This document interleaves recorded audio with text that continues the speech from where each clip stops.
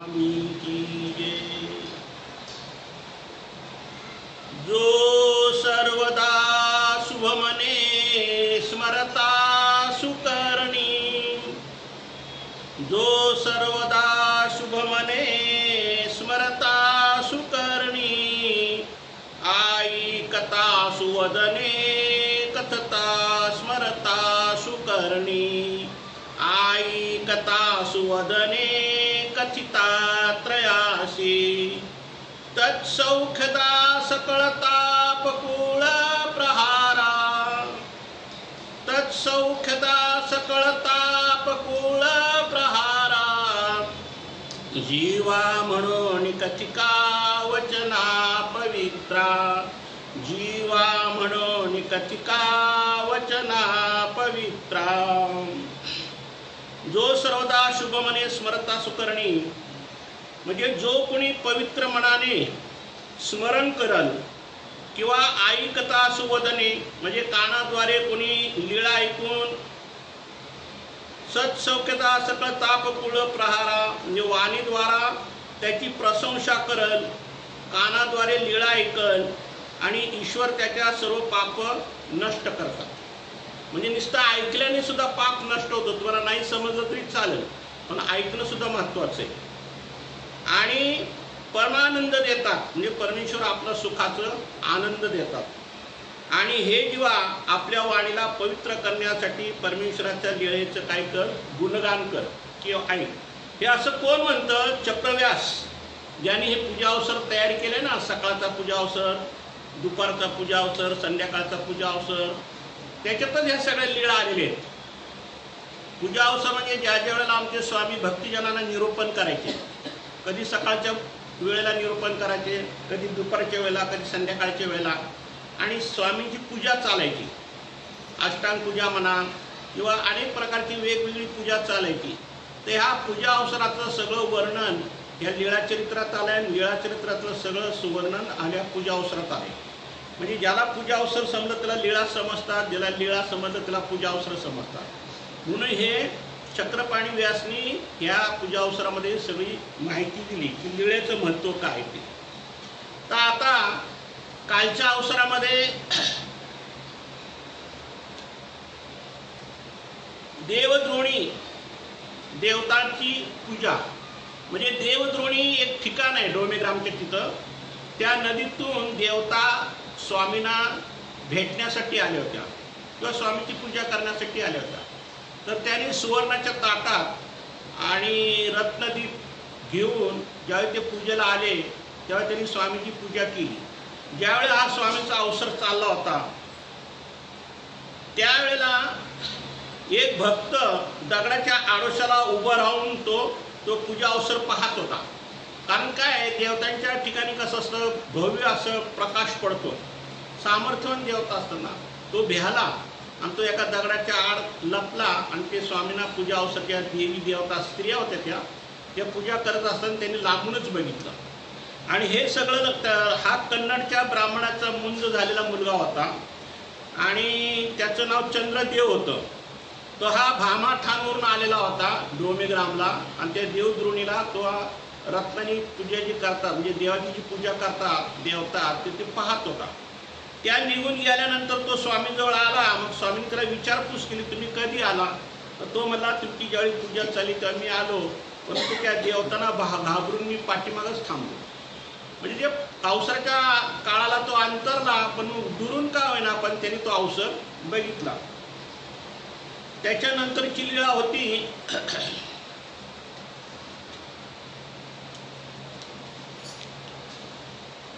भक्तिजनासह भोजन स्वीकार।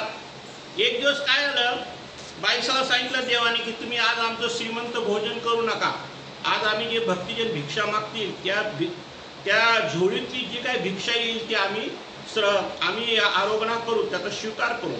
मग भक्तिजनासोबत आमचे स्वामी जे काय भक्तिजनांना जी भिक्षा आली ती भिक्षा खडकावर ठेवून भक्तिजनासोबत आमचे स्वामींनी काय केलं, यथा तथ्य भोजन केलं।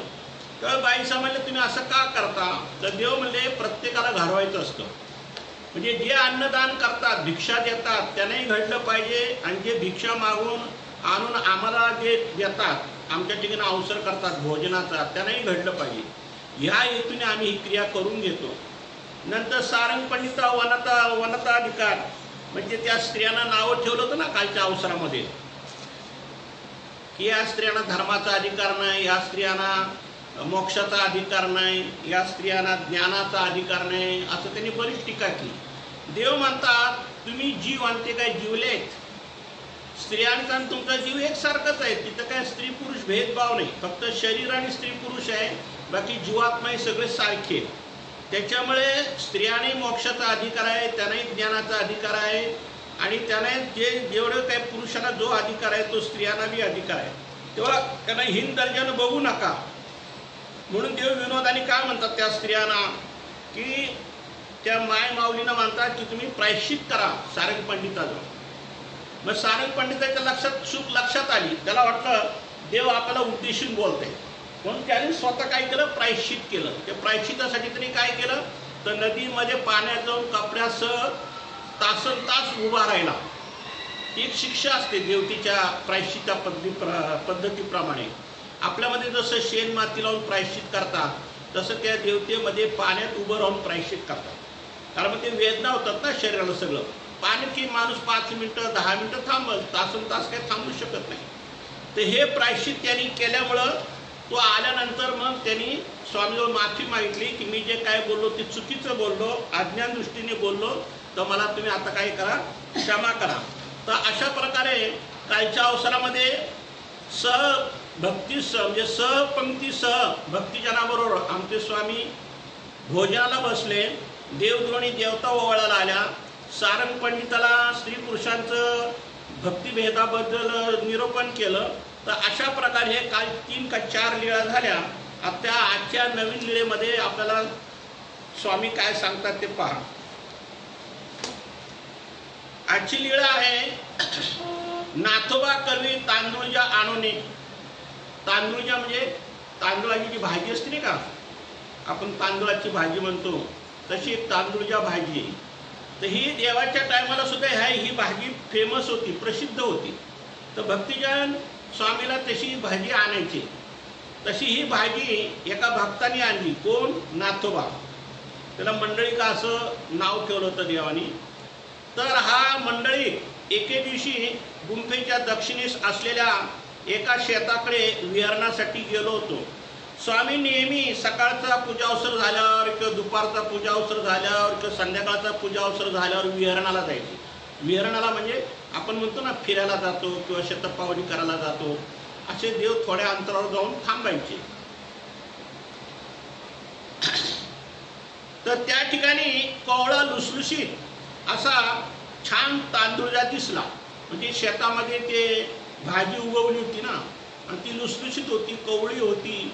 म्हणून देवाने काय केलं, की तांदूळजा भाजी घेण्याचा एक मनामध्ये विचार केला, की ही भाजी आपण काय करावं, स्वीकारावं.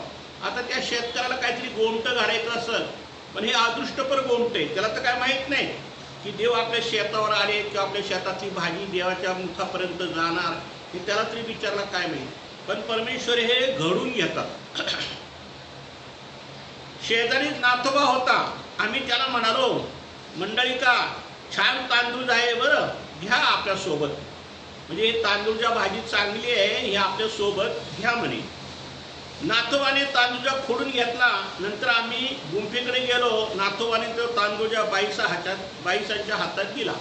मग ती तांदूळजाची भाजी आणली होती, ती नाथोबाने काय केलं, बाईसाकडे दिली. आणि बाईसाने काय केली, ती तांदळाची भाजीचं हे म्हणजे तो पक्वान्न भाजी तयार करायची तयारी केली. बाईसाने त्याची छान स्वादिष्ट अशी भाजी केली. पूजा अवसरानंतर आमच्या आरवण्यास ताटात बाईसाने तांदूळच्या भाजी वाढली. मग आता स्वामींचा जो पूजा अवसर असायचा, त्या पूजा अवसराच्या वेळेला भोजनाचं ताट करतात, त्या ताटामध्ये भाजी वाढली. पण होतं काय, आमच्या स्वामींनी ती भाजी आवडीपूर्वक खाल्ली. नाथोबाच्या मनात असं आलं की देव जी आरती तांदूळाची जी भाजी आवडीने खातात, ही आरती देवाला आमच्या स्वामींना तांदूळाची जी भाजी जास्त आवडते. म्हणून त्याच्या मनात एक असा विचार आला की परत आपण एकदा स्वामींसाठी तांदूळाची भाजी घेऊन यावं. म्हणून त्या पुढच्या लिळेत काय सांगतात पहा, आम्ही आवडीने तांदूळाची भाजी सेवन केली पाहून आम्हाला तांदूळाची भाजी फार आवडते असं नाथोबाच्या मनामध्ये आलं. मग हा नाथोबा काय करतो, दुसऱ्या दिवशी पुन्हा तांदूळ जे आणून बाईसाकडे दिला. बाईसाने पुन्हा त्या कालच्या सारखी छान भाजी बनवून ताटात वाढली. पुन्हा दुसऱ्या दिवशी ताटात तांदळाची भाजी पाहून स्वामी बाईसांना विचारतात, बाई हो, हा तांदूळ ज्या तुम्ही आणला. आता हा स्वामींना प्रश्न उपस्थित करायचा काही त्याच्या पाठीमागे कारण आहे. कारण देव तर पहिले म्हणतात शेतीचा व्यापार पुसो करावा, कोणती गोष्ट जर करायची असेल तर आम्हाला विचारल्याशिवाय करू नका. ह्याच्या पाठीमागे काहीतरी हेतूच असतो की एखादी जर गोष्ट न करता केली तर आपल्या हातून दोष बी घडू शकतो, आणि एखादी गोष्ट चांगली घडावी या हेतूने सुद्धा स्वामी म्हणतात तुम्ही आम्हाला विचारून करा. म्हणजे कोणती गोष्ट असो, तुम्ही आश्रमातून बाहेर जरी पडायचं म्हणलं तरी स्वामीने विचारल्याशिवाय भक्तिजन बाहेर जातो. शौचाला जायचं म्हणलं तरी स्वामींना विचारून जायचे, लघुशंकेला गेलं तरी स्वामींना विचारून जायचे, पाणी प्यायचं म्हणलं तरी स्वामींना विचारून करायचं, भिक्षेला जायचं म्हणलं तरी स्वामींना विचारून जायचं. असा कडक नियम होता. आता हे नियम सगळे लोकांनी धाब्यावर ठेवले. त्यांना काय लहान मोठं काही समजत नाही. त्यांना वाटतं आम्ही जसे तसे हे. तर हा जो अज्ञानपणा आहे, या अज्ञानपणामध्ये आपल्याला बरेच काही दोष लागतात. म्हणून आमचे स्वामी काय म्हणतात, येथीचा व्यापार पुसो करावा. आता ही तांदळाची भाजी जी नाथोबाने आणली ती काय देवाला विचारून आणली नाही, त्यांनी त्याच्या मनानेच आणली आणि ती बाईसांनी केली. तर बाईसाला तरी काय माहिती आहे, ह्याने आणली म्हणून केली. तर काली तांदळाची भाजी देवाला आवडली म्हणजे आज बी आवडेल म्हणून त्यांनी आणली. पण देव काय म्हणतात,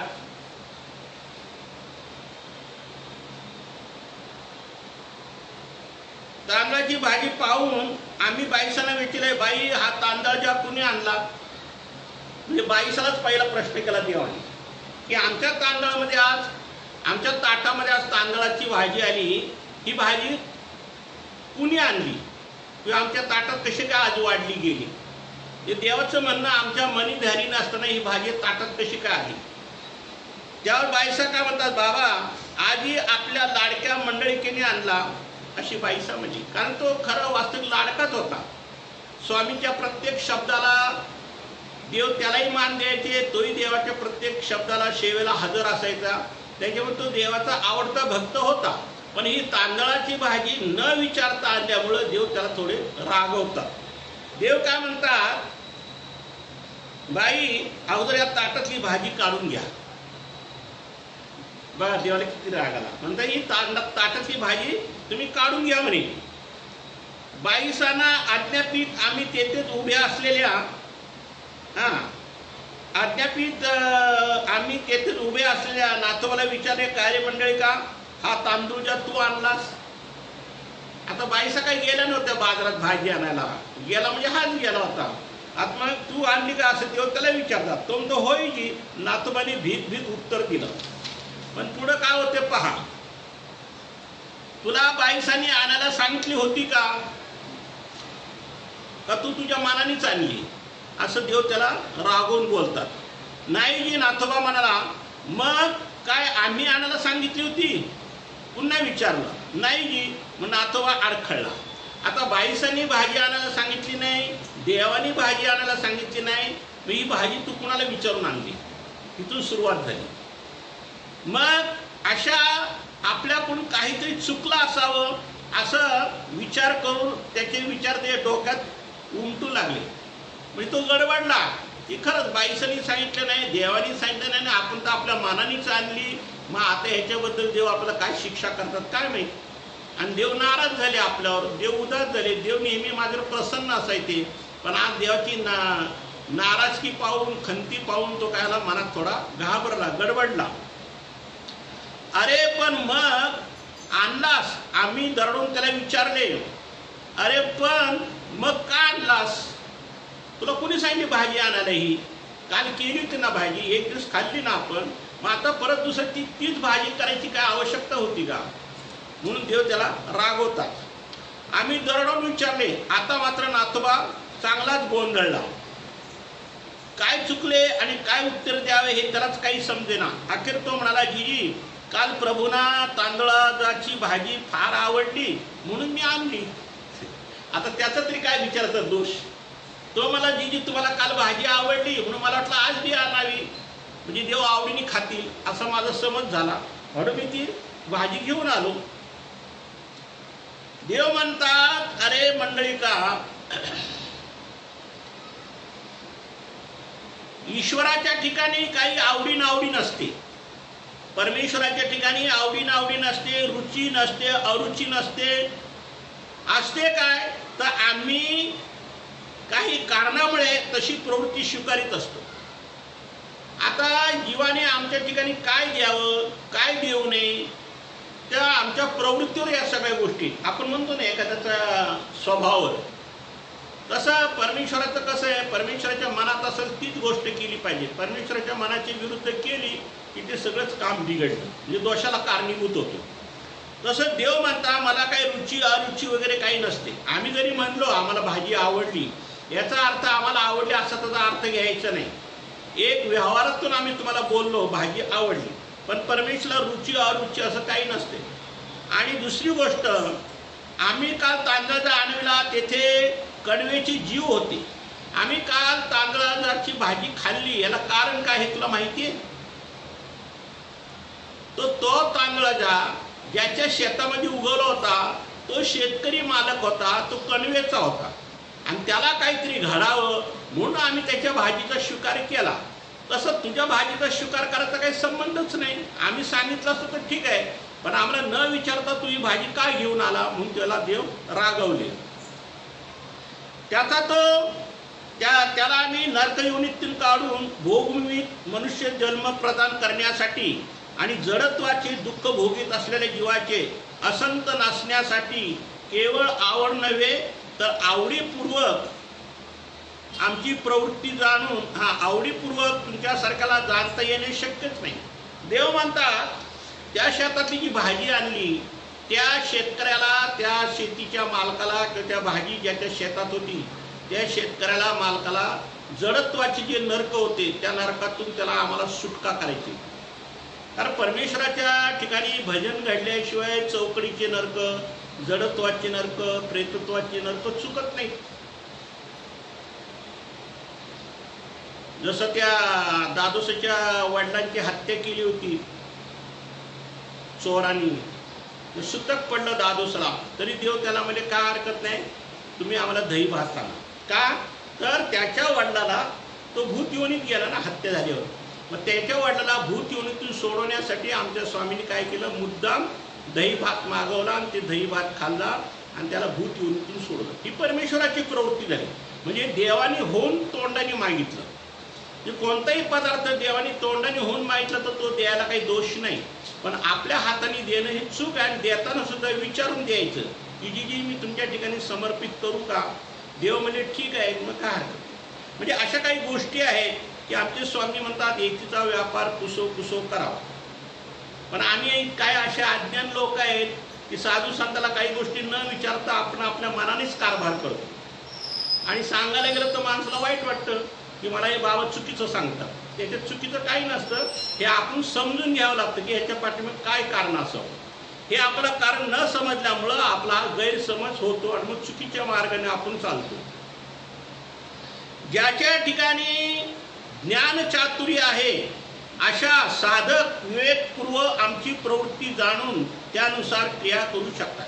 देव काय म्हणतात की जो कोणी ज्ञान चातुर्य आहे, याला खरोखरच ज्ञान आहे की परमेश्वराने आपल्याला काय सांगितलंय, आपण काय करायचं काय नाही करायचं, हे जे परमेश्वराने ज्ञान सांगितलं ह्याचं जे चातुर्य हे सगळ्यालाही नसतं. ज्ञान सगळ्याला असतं पण त्यातलं चातुर्य बी पाहिजे. आणि दुसरी गोष्ट की विवेकपूर्वक आमची प्रवृत्ती बी जाणली पाहिजे की आमची काय इच्छा आहे, आमची काय इच्छा नाही, हे आमच्या बोलण्या चालण्यावर तुम्ही समजून घ्यायला पाहिजे. आणि त्यातून तशी क्रिया जर केली तर ही त्या ज्ञानीला समजते, बाकी कुणाला समजत नाही. आणि ज्ञान जाणून ज्याला नाही, ज्याला कुशलता नाही, ज्याला कार्यचतुरता नाही, असे प्रवृत्ती अनुसरून क्रिया करणे शक्य होत नाही. हे जर चातुर्य असलं तर क्रिया होते, आणि हे जर चातुर्य नसलं तर त्याच्या आपल्याला काय घडतं? अकुशलता. अकुशलता म्हणजे नको त्या चुका घडतात. प्रवृत्तीभंगाचा दोष घडण्याची अधिक शक्यता असते, आणि अशा लोकांना प्रवृत्तीभंगाचा दोष लागतो. आता इथं बघा, एक प्रकारे हा प्रवृत्तीभंगाचा दोष लागला नाथोबाला, कारण नाथोबाने स्वामींना न विचारता भाजी आणली आणि डायरेक्ट स्वामींच्या ताटात आरोग्याला बी बाईसाने दिली. म्हणजे बाईसा जरी नाही बोलता आलं तरी नाथोबाला बोलायची वेळ आली. तर तसे होऊ नये. शक्यतो तुमच्यासारख्यांनी आमचा व्यापार आम्हाला विचारून करावा. म्हणजे आमचं स्वामींचं एक वचन आहे सूत्रपाठामध्ये की एथीचा व्यापार पुसो पुसो करावा. म्हणजे देव काय म्हणतात, कोणतीही गोष्ट असली तरी जो आमच्या सन्निधानात राहील त्यांनी आम्हाला विचारल्याशिवाय काही करू नये.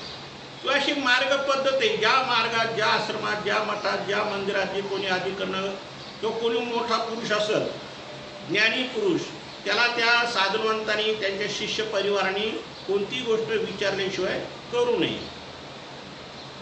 म्हणजे अयोग्यता लागण्याची भीतीच नसते. मग त्यावेळेला आपण काही ज्या गोष्टी करतो त्या आपण चांगल्या भावनेने करतो, पण त्याच्यातून काही वेळेला चुका बी होतात, आणि त्या चुकामुळे आपल्याला अयोग्यता लागते, दोष लागते, परमेश्वरला खंती येते, आणि देवता विघ्न आणतात. म्हणजे एका क्षुल्लक गोष्टीमुळं बरेच काही घडामोडी घडतात, पण ते आपल्या लक्षात येत नाही. आमची प्रवृत्ती म्हणजे कोणत्याही कारणाशिवाय निर्माण झालेली सहज इच्छा नसते. देव काय म्हणतात, आमची प्रवृत्ती अशी आहे की सहजासहजी कुणाला समजत नाही की याच्यामध्ये भलं काय आणि वाईट काय. हे चातुर्य ज्ञानी असेल तोच समजतो. कोणत्याही प्राकृतिक मानसिक कारणाने निर्माण झालेली नसते. मनुष्याच्या इच्छा त्याच्या प्राकृतिक स्वभावाच्या रजतम गुणाच्या संबंधाने अथवा मनिंद्रियाच्या चलनवलनामुळे मानसिक प्रक्रिये माध्यमातून निर्माण झालेल्या असतात. आता काही गोष्टी कशा असतात, जी लोक क्रिया करतात ना त्याच्यामध्ये बी बरेच प्रकार आहेत. काही लोकांची वासना कशी, चला द्यायचं म्हणून देऊन टाकायला मोकळं व्हा, ही झाली उदास. काही लोक आपट धोपट करून दान करतात, ते तामस. आणि जे काही लोक अशा भावनेने येतात की ह्या बाबापासून किंवा ह्या साधूपासून किंवा ह्या देवापासून मला लाभ मिळावा म्हणून दान करतात, तो काय झाला? राजस. म्हणजे प्रत्येक ज्या वेळेला आपण कुठेही परमेश्वराच्या ठिकाणी म्हणा, साधू संतांच्या ठिकाणी म्हणा, जे आपण दान करतो ते तुमच्या जशी मनामध्ये वासना आहे तशी देव फळं देतात.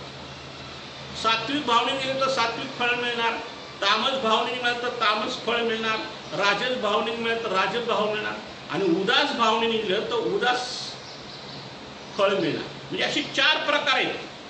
पण हे काही माणसाच्या डोक्यात येत नाही. तो करायचं म्हणून करतो आणि एकदाचा मोकळा होतो आणि पुढे चालायला लागतो. पण आपण क्रिया करताना कशी केली याचा तो विचारच करत नाही, कारण ज्ञान नाही ना.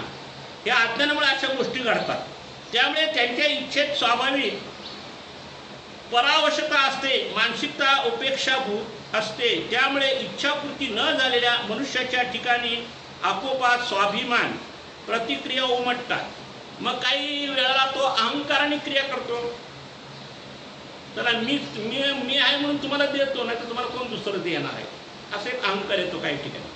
काही ठिकाणी म्हणतो माझ्याकडे काय कमी आहे, तुम्हाला काय पाहिजे ते मागा, मी तुम्हाला देईन, असा एक अहंकार असतो. म्हणजे असे जे अहंकाराच्या ज्या गोष्टी असतात या जीवाच्या ठिकाणी, ते दिलेली क्रिया ती लागू होत नाही.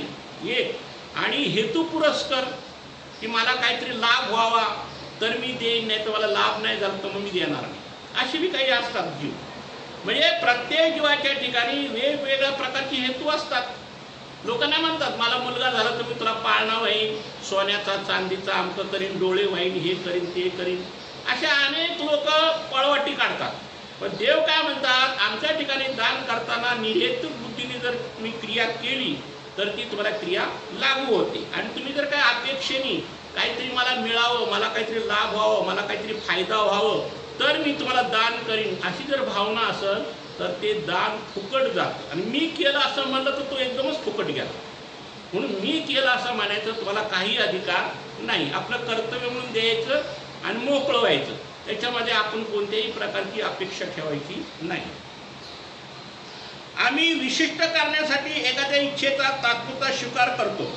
आता काही वेळा परमेश्वर काय म्हणतात, एखादा आली व्यक्ती काही दान करायला तर चला त्याची इच्छा आहे म्हणून आम्ही घेतो, असे बी काही प्रकार आहेत. काही इच्छेचा स्वीकार करणे म्हणजेच आमची प्रवृत्ती असते. ज्यांना ज्ञान जाणीव नसते त्यांना आमची प्रवृत्ती किंवा प्रवृत्ती मागील हेतू जाणता येत नाही. आता काही लोक दान करण्याची पद्धती भरपूर आहेत, पण त्याच्यामध्ये आम्ही एखादी वस्तू कशी स्वीकार करतो आणि काय एखादी वस्तू का स्वीकार करत नाही ह्याचे पाठीमागे कारण आहे. आता ज्या मातंगाला आमच्या स्वामींनी लाडू दिला तो त्याला प्रसाद म्हणून दिला, पण त्यांनी काय केले की आपल्याला स्वामीच्या ठिकाणी द्यायला काहीच नाही म्हणून त्यांनी स्वामींनी दिलेलाच लाडू परत तो स्वामींना देतो. कारण स्वामीला मोकळ्या हाताने कसं भेटणार, तर तो मातंग मोकळ्या हाताने आलेला होता, तरी आमच्या स्वामींनी त्याचा तो लाडूचा स्वीकार केला. परत त्या 2 लाडू मधला एक लाडू परत त्या मातंगाला दिला आणि त्यांनी दिलेला एक लाडू त्या मातंगाने दिलेला स्वामी परत घेतला आणि तो सगळ्या भक्तिजनांना वाटला. म्हणजे अशी बी क्रिया करून घेतात. ही क्रिया पूर्वकर्मानुसार घडते, सगळ्याला घडत नाही. एखादा लाखोपती करोडपती असते त्याला घडत नाही, आणि एखादा जो गरीब साधा माणूस असतो की पोटापुरतं कमवणारा असतो त्याला परमेश्वराच्या ठिकाणी दान धर्म घडते. म्हणजे दान धर्म घडणं सुद्धा हे प्रत्येकाच्या प्रारब्धात आहे. मग ते अन्नदान असो किंवा कोणतेही वस्त्रदान असो, द्रव्यदान असो, काही असो, हे सगळ्याला नाही घडत. हे पूर्वकर्मानुसारच घडते आणि त्यालाच बुद्धी होते दान करायची. तुम्ही आम्ही मागतो म्हणून तुम्ही देता असं तो इथं अर्थ घ्यायचं नाही. ज्याला घडायचं त्याला ऑटोमॅटिक घडते. ज्याला घडायचं नसतं ना, तुम्ही त्यावेळेस 100 वेळा मागा तरी तो तुम्हाला देणार नाही, कारण त्याला घडायचंच नाही ना. अशा तुमच्यासारख्याने आमची सेवा करणे असो, दास्य करणे असो किंवा आमच्यासाठी कोणती क्रिया करणे असो, तो आम्हाला विचारून करावी. बघा इथं देवाने स्पष्ट सांगितलं, तुम्ही आमची सेवा करा, दास्य करा, आम्हाला काही वस्तू आणून द्या किंवा आमच्याकडनं काही वस्तू मागून न्या, पण विचारल्याशिवाय कोणती गोष्ट करायची नाही, असं देवाने स्पष्ट बजावले. प्रवृत्तीभंगाची शक्यता राहणार नाही आणि त्यामुळे लागणारे अनिष्ट देखील टळलं जाईल. मग देव काय म्हणतात, तुम्ही कोणती गोष्ट जर आम्हाला विचारपूस करून जरी केली, एखादा अधिकरण असो, ज्ञानी असो, कोणी असो, त्याला जर तुम्ही विचारून केली तर त्या पुढच्या माणसाला खंती बी येत नाही. म्हणजे परमेश्वराला खंती येत नाही, साधूलाही खंती येत नाही, आणि पुढं जे काय अनिष्ट घडणार आहे ते टळलं जातं. म्हणजे एका गोष्टीमुळे किती गोष्टीमध्ये फरक पडत जातो. आमच्या सन्निधानी जसे आमच्या प्रवृत्ती जाणून त्यानुसार वर्तन करणे गरजेचे आहे, तसंच आमच्या असन्निधानी अधिकरणाची अथवा ईश्वरायण साधकाची मनोवृत्ती जाणून त्यानुसार वर्तन करावे. बघा मी जे सांगितलं तेच आहे. देव म्हणतात आमच्या सन्निधानामध्ये जे आमची भक्तिजन आहे त्यांनी आम्हाला विचारपूस करून आमच्या ठिकाणी क्रिया करावी. तसं आम्ही नसताना असन्निधानी म्हणजे ज्याच्या सन्निधानामध्ये, ज्या ज्ञानाच्या, अधिकरणाच्या, महंताच्या, साधूच्या सन्निधानात जे कोणी राहतील त्यांनी सुद्धा विचारपूस केल्याशिवाय कोणती क्रिया करू नये.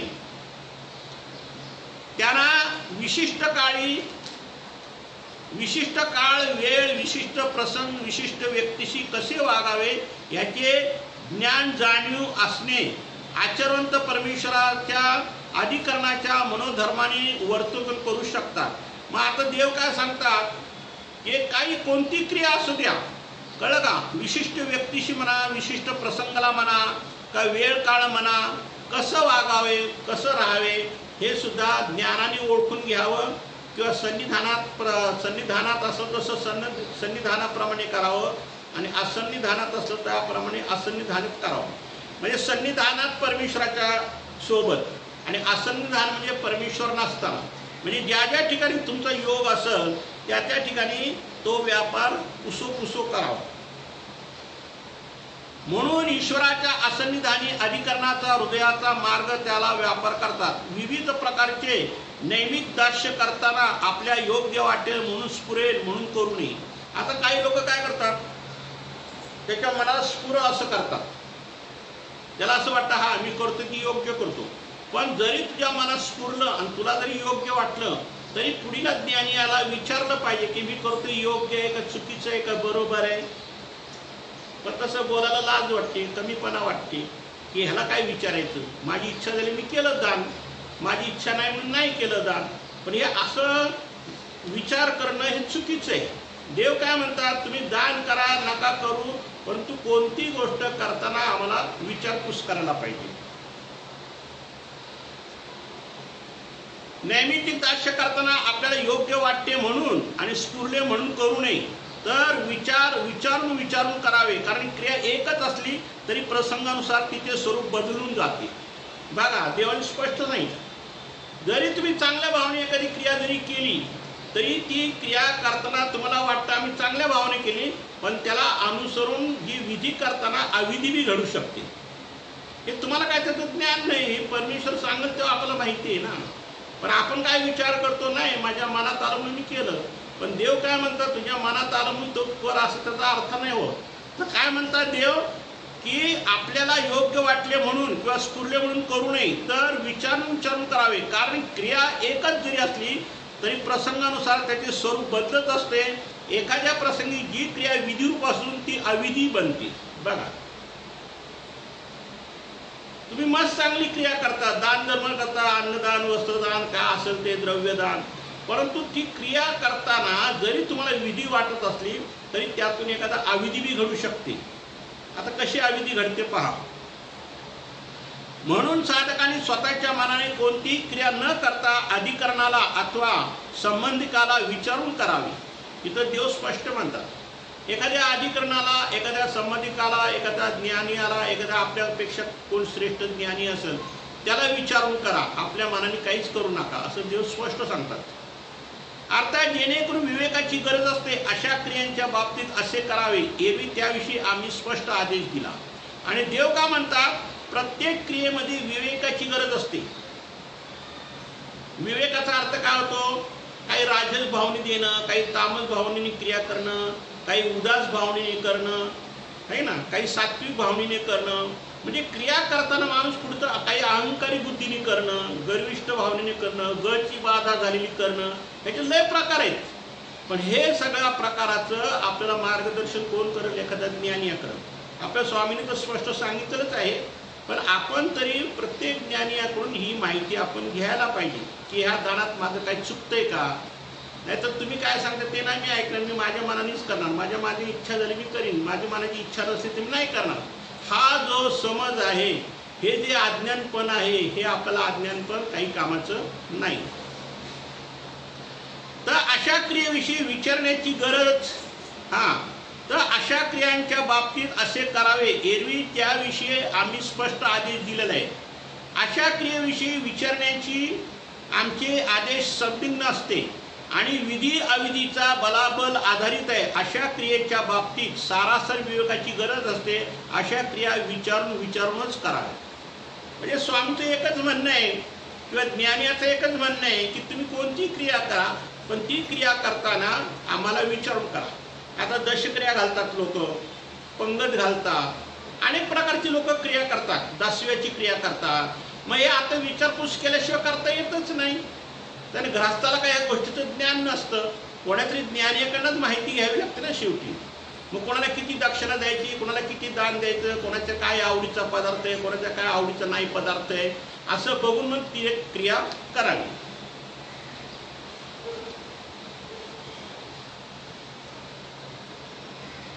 दंडवतो